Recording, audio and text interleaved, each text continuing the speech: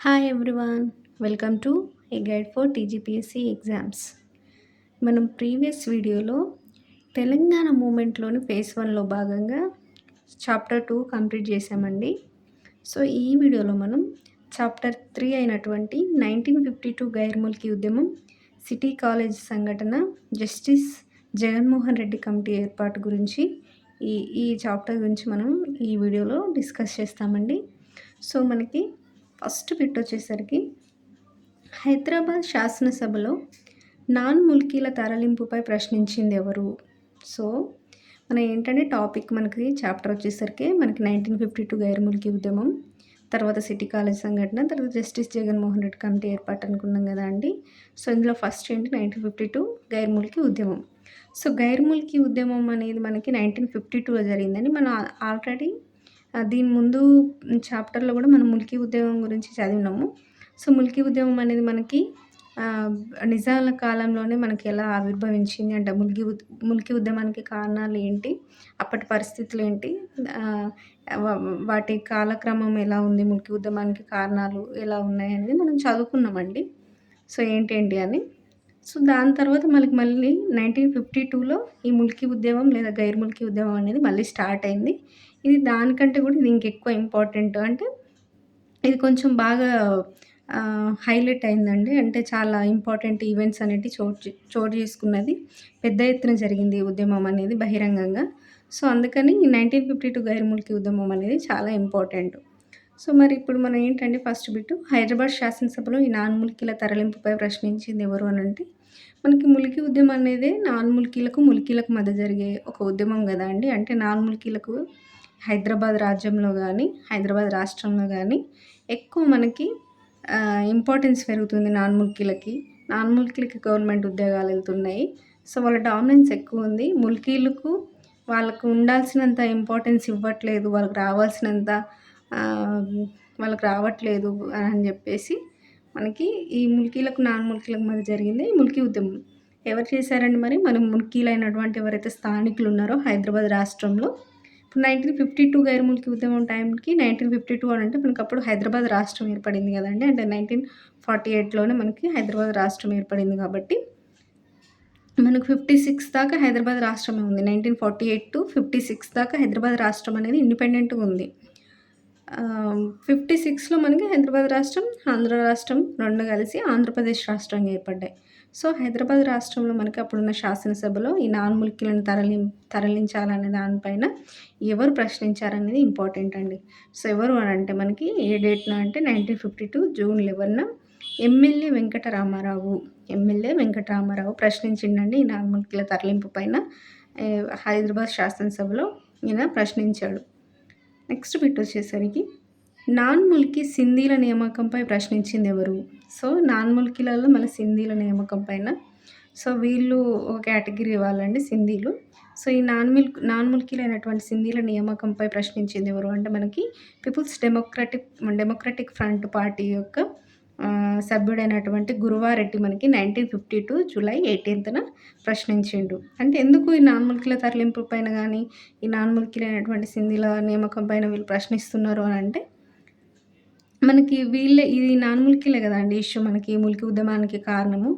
So వాళ్ళ గురించి మనకి హైదరాబాద్ శాసనసభలో ఎవరి గురించి ఎవరు అడిగారు అనేది ఇంపార్టెంట్ కాబట్టి ఎవరు అడిగారు అనేది అడుగుతారండి అది ఎగ్జామ్లో. సో అందుకని మనం అంత ఇంపార్టెంట్ కాబట్టి మనం డిస్కస్ చేస్తున్నాం.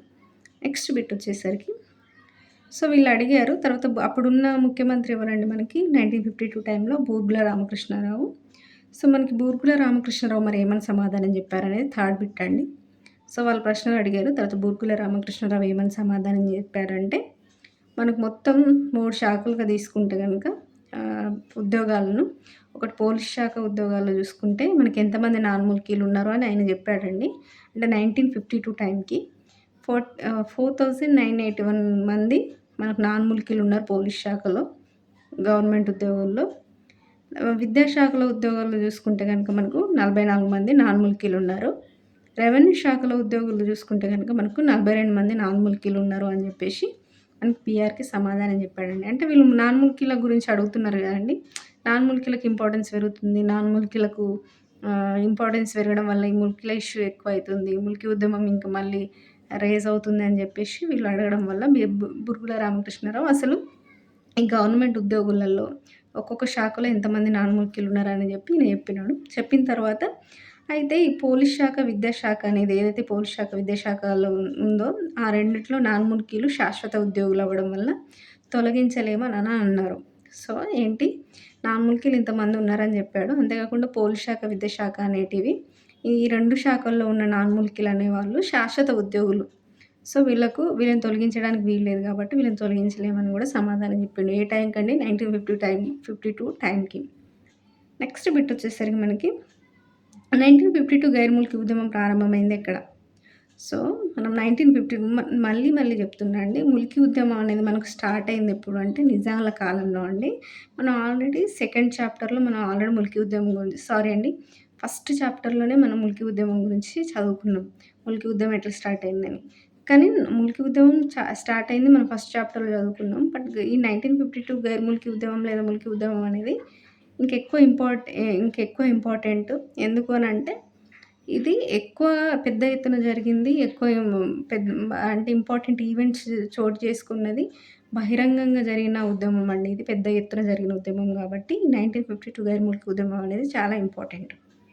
సో 1952 గైర్ ముల్కీ ఉద్యమం ఎక్కడ ప్రారంభమైందండి? వరంగల్‌లో ప్రారంభమైంది. ఇది ఇంపార్టెంట్. ఎక్కడ ప్రారంభమైందంటే వరంగల్. మనం అందరం హైదరాబాద్ అనుకుంటాం. కాదు, వరంగల్‌లో ప్రారంభమైంది. నెక్స్ట్ బిట్ వచ్చేసరికి Warangal divisional inspector of schools ఎవరు? సో మనకి ఇక్కడ వరంగల్ ఎందుకు ప్రారంభమైందంటే మరి దాని బ్యాక్‌డ్రాప్ స్టోరీ ఏంటో కూడా మనకు తెలవాలి కదండీ. సో ఏంటి అంటే Warangal divisional inspector of schools ఎవరు అనంటే పార్థసారథి అండి. సో ఆయన ఎవరు? ఆయన పేరేంటి? ఆయన యొక్క ప్రొఫెషన్ ఏంటి? డిజిగ్నేషన్ ఏంటి అనంటే డివిజనల్ ఇన్స్‌పెక్టర్ ఆఫ్ స్కూల్స్. దేనికి? వరంగల్‌కి డివిజనల్ ఇన్స్‌పెక్టర్ ఆఫ్ స్కూల్స్ ఎవరు అంటే పార్థసారథి. నెక్స్ట్ ఈయన ఏం చేశాడంటే 1952 జూన్ టు జూలై 180 మందిని మనకి నాన్-ముల్కీలతో భర్తీ చేశాడండి. ఎవరు? ఈ Parthasarathi. Divisional inspector of schools అనే వ్యక్తి ఎవరు? Divisional inspector of schools Parthasarathi. ఈయన ఏం చేశాడంటే 1952లో జూన్ టు జూలై ఈ 2 మంత్స్ మధ్యలో మనకి 180 మందిని మనకి ముల్కీల ప్లేస్‌లో నాన్-ముల్కీలను తీసుకొచ్చి నాన్-ముల్కీలతో భర్తీ చేశారండి 180 మందితో. సో ఇక్కడ నుంచి మనకి ఇష్యూ రేజ్ అయింది. సో ముల్కీలను నాన్-ముల్కీలతో భర్తీ చేయడం వల్ల అంటే స్థానికులను తీసేసి స్థానికేతరులను నియమించడం వల్ల మనకి ఈ విద్యాశాఖలో మొదలైందే మనకి ముల్కీ ఉద్యమం అండి. సో తర్వాత ఏమైంది అనంటే నెక్స్ట్ బిట్ వచ్చేసరికి మనకి హన్మకొండలో మనకి సెంట్రల్ మిడిల్ స్కూల్ అని ఒకటి ఉండేదండి అప్పుడు 1952లో. సో హన్మకొండలో ఏ స్కూల్ అంటే central middle school. So school important. అక్కడ ఏమైందంటే 18 మంది ఉపాధ్యాయుల బదిలీ జరిగిందండి ఈ స్కూల్‌లో. ఇది సెంట్రల్ మిడిల్ స్కూల్‌లో ఉన్న 18 మంది ఉపాధ్యాయుల బదిలీ జరిగి మళ్ళీ ఆ ఉపాధ్యాయులను బదిలీ చేయడం కాకుండా ఇంక్రిమెంట్ ఆపేశారండి వాళ్ళకి. సో సెంట్రల్ మిడిల్ స్కూల్‌లో పనిచేస్తున్నటువంటి 18 మంది ఉపాధ్యాయులను బదిలీ చేశారు. ప్లస్ వాళ్ళు ఇంక్రిమెంట్ ఆపారు. ఎవరు ఆపారు అనంటే మనకి ఇక్కడ Warangal divisional inspector of schools అయినటువంటి పార్థసారథి. నెక్స్ట్ బిట్ వచ్చేసరికి పార్థసారథి వేధింపులకు అక్కడ ఉన్నటువంటి ప్రిన్సిపల్ రషీద్ అల్ హసన్. సో ఈ రషీద్ అల్ హసన్ అనే వ్యక్తి మనకి హన్మకొండలోని సెంట్రల్ మిడిల్ స్కూల్ యొక్క ప్రిన్సిపల్ అండి. సో ఈయన ఒప్పుకోకపోవడం వల్ల ఈ పార్థసారథి బాగా వేధింపులకు గురి చేశాడు. సో ఈయన వేధింపులకు గురి చేయడం వల్ల ఈ ప్రిన్సిపల్ అయినటువంటి సెంట్రల్ మిడిల్ స్కూల్ ప్రిన్సిపల్ అయినటువంటి రషీద్ అల్ హసన్ గుండెపోటుతో మరణించాడండి. ఏ రోజున మరణించాడంటే 1951 డిసెంబర్ 23న. సో మనకి ఈయన ఏ రోజు మరణించాడండి? ప్రిన్సిపల్ రషీద్ అల్ హసన్ గుండెపోటుతో 1951 డిసెంబర్ 23న అండి. సో 1951లో ఈయన చనిపోయిన తర్వాత మనకి 1952లో జూన్ టు జూలై మనకి ఈయన చనిపోయిన తర్వాత కూడా మళ్ళీ 1952లో మనకి 180 మందిని భర్తీ చేశాడు ఈయన నాన్-ముల్కీలతో అనేది గుర్తుంచుకోవాలి. ఎవరు? ఈ పార్థసారథి. సో నెక్స్ట్ ఏమైందంటే పార్థసారథి మరణించిన తర్వాత ఈయన రషీద్ అల్ హసన్ చనిపోయాడు కదా అండి. ప్రిన్సిపల్ ఎవరు? సెంట్రల్ మిడిల్ స్కూల్ ప్రిన్సిపల్ అయినటువంటి రషీద్ అల్ హసన్ మరణించిన తర్వాత సో, దానికి కారణం ఈ పాదసారథి అన్న ఒక ఆరోపణల వలన ఈ పాదసారథిపై ఆరోపణల విచారణ కోసం ఎవరిని నియమించారంటే షెండార్కర్ అండి. ఈ షెండార్కర్‌ని ఈ పాదసారథిపై వచ్చిన ఆరోపణలను విచారించడం కోసం నియమించారు. ఎవరిని? షెండార్కర్‌ని. మరి ఈ షెండార్కర్ ఎవరు అంటే డిప్యూటీ డైరెక్టర్ ఆఫ్ ఎడ్యుకేషన్ అండి. సో, ఈయన ఎవరు? ఈయన రోల్ ఏంటంటే డిప్యూటీ డైరెక్టర్ ఆఫ్ ఎడ్యుకేషన్. ఈయన యొక్క డిజిగ్నేషన్ షెండార్కర్ యొక్క. సో, ఎవరిని నియమించారు? పాదసారథిపై ఆరోపణల విచారణ కోసము. ఆయన యొక్క డిజిగ్నేషన్ ఏంటనేది కూడా ఇంపార్టెంట్ అండి. సో, ఏ రోజున నియమించారంటే 1952 జూలై 26న అండి. ఏ రోజు? 1952 జూలై 26న. నెక్స్ట్ బిట్ వచ్చేసరికి మనకి ముల్కీ ఉద్యమంలో తొలి ర్యాలీ. సో, ఇది ఇంపార్టెంట్ అండి. ఏ ముల్కీ ఉద్యమంలో అండి? 1952 ముల్కీ ఉద్యమంలో తొలి ర్యాలీ మనకి ఎప్పుడు జరిగిందనేది వెరీ ఇంపార్టెంట్. సో, ఈ ముల్కీ ర్యాలీ ఎప్పుడు జరిగింది? ముల్కీ ఉద్యమంలో తొలి ర్యాలీ ఎప్పుడు జరిగిందంటే జూలై 26, 1952న అండి. మనకి ఇక్కడ గుర్తుంచుకోవాలి సేమ్ డేట్ అదే రోజున మనకి ఈ షెండార్కర్‌ని నియమించారు. ఈ పాదసారథిపై ఆరోపణల విచారణ కోసం అనుకున్నాం కదా! 1952 జూలై 26న అదే రోజు మనకి ఈ ముల్కీ ఉద్యమంలో తొలి ర్యాలీ స్టార్ట్ అయింది. 4000 మంది విద్యార్థులు ఈ ర్యాలీలో 4000 మంది విద్యార్థులు హన్మకొండ చౌరస్తా నుంచి సుబేదారి వరకు మనకి ఈ ర్యాలీ నిర్వహించారు. ఎక్కడి నుంచి ఎక్కడి వరకు కూడా ఇంపార్టెంట్. ఏ డేట్‌న ఎక్కడి నుంచి ఎక్కడి వరకు. ఏ డేట్‌న అండి? జూలై 26, 1952. ఎక్కడి నుంచి ఎక్కడి వరకు అంటే హన్మకొండ చౌరస్తా నుంచి సుబేదార్ వరకు మనకి ముల్కీ ఉద్యమంలో తొలి ర్యాలీ కాబట్టి ఇది చాలా ఇంపార్టెంట్. ఏ డేట్‌న జరిగింది? ఎక్కడి నుంచి ఎక్కడికి జరిగిందని. ఎందుకు అనంటే వీళ్ళు ఈ పాదసారి యొక్క వేధింపులకు నిరసనగా వీళ్ళు ఈ ర్యాలీని నిర్వహించారండి. నెక్స్ట్ బిట్ వచ్చేసరికి మనకి 1952 జూలై 26న విద్యార్థుల ఐక్య కార్యకరణ కమిటీ కన్వీనర్‌గా మనకి బుచ్చయ్య ఎన్నుకోబడ్డాడండి. సో, అదే రోజున మనకి ర్యాలీ జరిగిన రోజే మనకి అది జూలై 26 అనేది చాలా ఇంపార్టెంట్. ఎందుకు అంటే ఆ రోజు చాలా జరిగినాయి ఇంపార్టెంట్ ఈవెంట్స్. ఒకటేంటంటే పాదసారథిపై ఆరోపణల విచారణ కోసం షెండార్కర్‌ని నియమించారు. అంతేకాకుండా ఆ రోజు ఫస్ట్ ర్యాలీ చేశారు విద్యార్థులు 4000 మంది కలిసి. దీనికి నిరసనగా అంటే నాన్-ముల్కీల యొక్క ఆధిపత్యాన్ని ప్రశ్నిస్తూ వీళ్ళు నిరసనగా ఈ ఈ ర్యాలీ చేశారు. ముల్కీ ఉద్యమంలో తొలి ర్యాలీ అయింది. అదే రోజు మనకి బుచ్చయ్య అనే వ్యక్తి. బుచ్చయ్య అంటే ఎవరు అనంటే ఈయన కాంగ్రెస్ మున్సిపల్ కౌన్సిలర్ అండి. సో, ఆయన డిజిగ్నేషన్ ఏంటి? అప్పటికే ఆయన చేస్తున్న పనేంటి? ఆయన పేరేంటి కూడా ఇంపార్టెంట్. బుచ్చయ్య ఎవరంటే కాంగ్రెస్ మున్సిపల్ కౌన్సిలర్. సో, ఈయన మనకు విద్యార్థుల ఐక్య కార్యాచరణ కమిటీ కన్వీనర్‌గా ఎన్నుకోబడ్డాడు. దేనికి అండి? విద్యార్థుల ఐక్య కార్యాచరణ కమిటీ కన్వీనర్‌గా. సో, ఇట్లా విద్యార్థుల ఐక్య కార్యాచరణ కమిటీ అనేవి ఇట్లా కొంచెం సిమిలర్ వర్డ్స్ తోటి మనకి ఇట్లాంటి కమిటీలు గానీ, సంస్థలు గానీ చాలా ఏర్పడతాయండి ఈ తెలంగాణ మూవ్‌మెంట్‌లో. సో, మీరు కన్‌ఫ్యూజ్ అవ్వకూడదు. పేర్లు కొంచెం సిమిలర్‌గా ఉంటాయి. కొంచెం డిఫరెన్స్ ఉంటది కాబట్టి, ఆ డిఫరెన్స్ ఏంటనేది మీరు ఖచ్చితంగా గుర్తుంచుకోవాలి. బట్టి పట్టాలి కొన్ని పేర్లు. దానికి మనం ఇప్పుడు ఇదైతే మనకి 1952 గైర్ ముల్కీ ఉద్యమంలో అయితే విద్యార్థుల ఐక్య కార్యాచరణ కమిటీ కన్వీనర్‌గా ఎవరు ఎన్నుకోబడ్డారండి? బుచ్చయ్య. నెక్స్ట్ బిట్ వచ్చేసరికి మనకి 1952 సో, 1952 జూలై 26న మనకి విద్యార్థుల ఐక్య కార్యాచరణ కమిటీ తీర్మానాలు ఏమేమి తీసుకున్నాయంటే మనకి విద్యార్థుల ఐక్య కార్యాచరణ కమిటీకి కన్వీనర్‌గా మనకు బుచ్చయ్య అదే రోజు నియమించబడ్డాడండి. నియమించబడిన రోజే వీళ్ళు 3 తీర్మానాలు చేసుకున్నారు విద్యార్థుల ఐక్య కార్యాచరణ కమిటీ. ఏంటి ఆ తీర్మానాలు అనేది కూడా ఇంపార్టెంట్ అండి. ఒకటి క్యాబినెట్ సబ్ కమిటీ ఏర్పరచాలి. క్యాబినెట్ సబ్ కమిటీ ఏర్పరచాలని ఒక తీర్మానం చేశారు. నెక్స్ట్ వచ్చేసరికి ముల్కీ నిబంధనల ప్రకారం ఉద్యోగాలు నియమించాలి అని చెప్పి, ఉద్యోగాలు ఇవ్వాలి అని చెప్పి ఒక తీర్మానం తీసుకొచ్చారు. నెక్స్ట్ వచ్చేసరికి నాన్ ముల్కీల ఆధిపత్యం అరికట్టాలి అనేది మూడవ తీర్మానం అండి.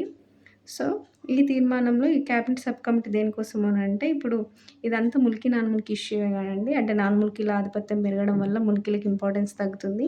ముల్కీలకు ఉండాల్సిన హక్కులకు రావాల్సిన హక్కులు వాళ్ళకి రావట్లేదని చెప్పి వీళ్ళు దానిపైన చర్యలు తీసుకోవడం కోసము అసలు ముల్కీలకు ఎంతమంది ఉన్నారు గవర్నమెంట్ ఉద్యోగుల్లో, నాన్ ముల్కీలు ఎంతమంది ఉన్నారు, ఎవరికి ఎంత ఫేవర్ జరుగుతుందనే దాన్ని చర్చించి నిర్ణయం తీసుకోవడం కోసం క్యాబినెట్ సబ్ కమిటీ ఏర్పరచాలని చెప్పి వీళ్ళ డిమాండ్ అండి. సో, ఆ తీర్మానాన్ని మనకి ఈ జూలై 26థ్ రోజునే తీసుకొచ్చినారనేది గుర్తుంచుకోవాలి. నెక్స్ట్ బిట్ వచ్చేసరికి మనకి 1952 ఆగస్టు 6థ్‌న. సో, ఇవన్నీ మనకి జూలై 26న జరిగిన ఇంపార్టెంట్ ఈవెంట్స్ అండి. ఆహ్, ఇప్పుడు మనం డిస్కస్ చేసుకున్నయి. సో, నెక్స్ట్ 1952 ఆగస్ట్ 6థ్‌న అంటే నెక్స్ట్ మంత్ ఆగస్ట్ 6థ్‌న మనకేం జరిగింది అనంటే 1952లోనే అండి ఇవన్నీ మనకు జరుగుతున్నది. సో, మనం చదివేది కూడా 1952 గైర్ముల్క్ ఉద్యమం గదండీ. సో, 1952 ఆగస్ట్ 6థ్‌న మనకి విద్యార్థి కార్యాచరణ కమిటీ మనకి బూర్గుల రామకృష్ణారావు తోటి సమావేశం జరిపిందండి. సో, ఆగస్ట్ 6థ్‌న మనకి ఏదైతే మనకి జూలై 26థ్‌న ఏర్పడినటువంటి విద్యార్థుల ఐక్య కార్యాచరణ కమిటీ మనకు బూర్గుల రామకృష్ణారావు ఎవరైతే అప్పుడు సీఎంగా ఉన్నారో, ముఖ్యమంత్రిగా ఉన్నారో ఆయనతోటి సమావేశమైంది. ఏ డేట్‌ని సమావేశమైందనేది ఇంపార్టెంట్. సో, ఎందుకు సమావేశమైందంటే ఇవే అండి వాళ్ళ డిమాండ్స్. ఏవైతే వాళ్ళు తీర్మానాలు తీసుకొచ్చినారో జూలై 26థ్‌న ఆ తీర్మానాలన్నీ మనకి బూర్గుల రామకృష్ణారావు తోటి చర్చించారు ఈ సమావేశంలో అనేది గుర్తుంచుకోవాలి. సో, ఆ సమావేశం ఇంపార్టెంట్ కాబట్టి ఏ డేట్‌న సమావేశమైందనేది కూడా ఇంపార్టెంట్. నెక్స్ట్ బిట్ వచ్చేసరికి మనకి 1952 ఆగస్ట్ 22న మనకు 6థ్‌న వీళ్ళు మీట్ అయ్యారండి. నెక్స్ట్ ఆగస్ట్ 22న మనకి బూర్గుల రామకృష్ణారావు ఏం చేశాడంటే వరంగల్‌కొచ్చారు. సో, బూర్గుల రామకృష్ణారావు పని మీద వరంగల్ పర్యటనకొస్తే అప్పుడు వీళ్ళేం చేశారంటే ఈ ఆగస్ట్ 22న ఈ విద్యార్థి కార్యాచరణ కమిటీ సభ్యులు ఎవరైతే విద్యార్థులున్నారో వాళ్ళందరూ వీళ్ళు ఎవరైతే ఈ ఆగస్ట్ 6థ్‌న ఆయనతో డిస్కస్ చేసినటువంటి, చర్చించినటువంటి అంశాలు ఏవైతున్నాయో, డిమాండ్స్ అయితే ఏవైతున్నాయో, ఆ డిమాండ్స్ ఖచ్చితంగా వీళ్ళు బూర్గుల రామకృష్ణారావు గవర్నమెంట్ నెరవేర్చాలి అని చెప్పి లాస్ట్ డేట్ అనౌన్స్ చేసిర్రండి ఆయన వచ్చినప్పుడు. Last date to announce August 27 అంటే ఈయన 22వ తారీఖు బూర్గుల రామకృష్ణారావు వరంగల్‌కొచ్చినప్పుడు 27వ తారీఖు లోపు వాళ్ళు ఏవైతే వాళ్ళు ఆగస్ట్ 6థ్‌న ఈయనతో బూర్గుల రామకృష్ణారావు గవర్నమెంట్‌తో చర్చించినటువంటి డిమాండ్స్ ఏవైతే ఉన్నాయో, ఆ డిమాండ్స్‌ని వీళ్ళు ఆగస్ట్ 27థ్ లోపు నెరవేర్చాలి. ఆ ఆగస్ట్ 27థ్ లోపు వీళ్ళు వాటిని తీర్చాలి అని చెప్పి ఒక డెడ్‌లైన్ విధించిర్రండి. ఏ రోజున? ఆగస్ట్ 22 రోజున. ఎందుకు అదే రోజున వాళ్ళు ఆ డెడ్‌లైన్ విధించారు. అదే రోజున వాళ్ళు అనౌన్స్ చేశారు అనంటే ఆ రోజు మనకు బూర్గుల రామకృష్ణారావు వరంగల్ పర్యటనకి వచ్చిండు. సో, బూర్గుల రామకృష్ణారావు వరంగల్ పర్యటనకి వచ్చిండు కాబట్టి ఆగస్ట్ 22న అదే రోజు వాళ్ళు ఈ డెడ్‌లైన్‌ని అనౌన్స్ చేశారు. సో, అనౌన్స్ చేసిన డేట్ వచ్చేసరికి ఆగస్ట్ 22. మరి ఏ రోజుని వాళ్ళు లాస్ట్ డేట్‌గా అనౌన్స్ చేశారు అంటే ఆగస్ట్ 27. ఈ 2 డేట్‌లు ఇంపార్టెంట్ అండి. ఏ డేట్‌న అనౌన్స్ చేశారు, ఏ డేటు వాళ్ళు డెడ్‌లైన్‌గా విధించారనేది ఇంపార్టెంట్ కాబట్టి ఈ 2 డేట్‌లు ఇంపార్టెంట్. నెక్స్ట్ బిట్ వచ్చేసరికి మనకి సో, ఆగస్ట్ 27 కదా అండి లాస్ట్ డేటు వీళ్ళు డెడ్‌లైన్‌గా విధించింది. సో, ఆగస్ట్ 27కి ముందు ఆగస్ట్ 26థ్ రోజు ఏం జరిగింది అంటే 1952 ఆగస్ట్ 26థ్‌న మనకు నైట్ 8 గంటల ఆ టైంలో మనకి వరంగల్ కలెక్టర్ ఎవరైతే ఉన్నారో ఆయన గోవిందరావుకి ఫోన్ వచ్చిందండి. గోవిందరావుకి ఫోన్ చేశారు. సో, ముందు రోజు ఆగస్ట్ 26 నైట్ 8కి అంటే లేట్ నైట్ కదండీ! నైట్ 8కి ఏంటంటే అప్పటికి చీకటయిపోయింది. ఆ టైంకి ఎవరైతే వరంగల్ కలెక్టర్ ఉన్నారో అప్పుడున్న వరంగల్ కలెక్టర్ ఎవరంటే గోవిందరావు. సో, ఆ గోవిందరావుకి ఫోన్ చేసి ఈ ఆగస్ట్ 27థ్ వీళ్ళు డెడ్‌లైన్ విధించిర్రు గదండీ! సో, ఆగస్ట్ 27థ్‌న వీళ్ళు డెడ్‌లైన్ విధించి అప్పటినుంచి వీళ్ళు ఉద్యమం చేపడతా అన్నారు. ఒకవేళ ఆగస్ట్ 27థ్ లోపు బూర్గుల రామకృష్ణారావు గవర్నమెంట్ గనుక వీళ్ళు అడిగిన డిమాండ్స్ నెరవేర్చకపోతే వీళ్ళు ఆగస్ట్ 27థ్ నుంచి వీళ్ళు ఉద్యమం చేపడతా అన్నారు గదా! సో, ఆ ఉద్యమాన్ని ఆపివేసే విధంగా ఆపివేయాలి అని జెప్పి వీళ్ళు బూర్గుల రామకృష్ణారావు గవర్నమెంట్ అనేది మనకి అప్పుడున్నటువంటి వరంగల్ కలెక్టర్ అయినటువంటి గోవిందరావుకి ఫోన్ జేసి చెప్పారు. కానీ అప్పటికి లేట్ అయిపోయిందండి. అంటే మనకి ముందు రోజే గదండీ! ముందు రోజు మార్నింగ్ గూడా గాదు వాళ్ళు జెప్పింది నైట్ 8కి. సో, లేట్ అవ్వడం వల్ల ఆ ఇన్ఫర్మేషన్ అనేది డిలే అయిందండి. డిలే అయినప్పటికీ మనకి ఆ ఉద్యమం డిలే అవ్వడం వల్ల మనకి ఆ ఇన్ఫర్మేషన్ అనేది మనకి విద్యార్థులకు చేరడం లేదా ఈ విద్యార్థి కార్యాచరణ కమిటీకి చేరడం అనేది డిలే అయిపోయిందండి. డిలే అవ్వడం ప్లస్ లేట్ అవ్వడం వల్ల మనకి ఏమైందంటే 1952 ఆగస్ట్ 27న ఏదైతే వాళ్ళ డెడ్‌లైన్ విధించిన డేట్ ఉందో ఆ డేట్‌న వీళ్ళు శాంతియుత ర్యాలీ చేపట్టిర్రు. అంటే ఆ రోజు మనకి ములికి ఉద్యమం అనేది స్టార్ట్ అయింది. ములికి ఉద్యమంలో భాగంగా మనకు శాంతియుత ర్యాలీ మనకి ఆగస్ట్ 27న జరిగిందనేది గుర్తుంచుకోవాలి అనండి. ఎక్కడ అంటే వరంగల్‌లో. ఎక్కడ జరిగిందండి ఇది శాంతియుత ర్యాలీ? వరంగల్‌లో అండి. సో, మనకు ఆహ్, ష ఇది ఇన్ఫర్మేషన్ డిలే అవ్వడం వల్ల మనకి ఈ ములికి ఉద్యమంలో భాగమైనటువంటి శాంతియుత ర్యాలీ మనకి ఆగస్ట్ 27 స్టార్ట్ అయిందనేది గుర్తుంచుకోవాలి.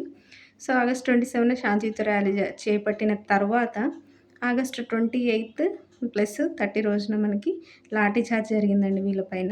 సో, ములికి ఉద్యమం స్టార్ట్ అయింది గదండీ!